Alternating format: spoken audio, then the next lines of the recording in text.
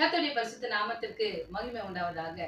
இம்மட்டுமாய் நம்ம நடத்தின தேவன் எபினேசர் நம்மோடு கூட இருந்து இனிமேலும் நடத்துவார் என்பதுல சந்தேகமில்லை. ஹalleluya.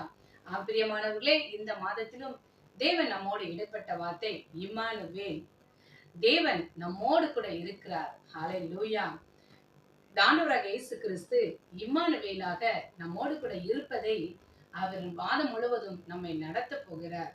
மத்தேயு 1ஆம் அதிகாரம் 23வது வசனத்துல நாம் வாசிப்போம். அவன் இதோ ஒரு கன்னிகை கர்ப்பவதியாகி ஒரு குமாரனை பெறுவாள், அவருக்கு இம்மானுவேல் என்று பெயரிடுவாயாக என்று சொன்னார்கள். இம்மானுவேல் என்பதற்கு தேவன் நம்மோடு இருக்கிறார் என்று அர்த்தமாம். பிரியமானவர்களே, இந்த வசனத்திலே எழுதப்பட்டதான இம்மானுவேல் என்ற பெயர் இயேசு கிறிஸ்துவுக்கு வழங்கப்பட்டதை நாம் அறிந்து கொள்ள முடியும். இந்த மத்தேயு எழுதின சுவிசேஷ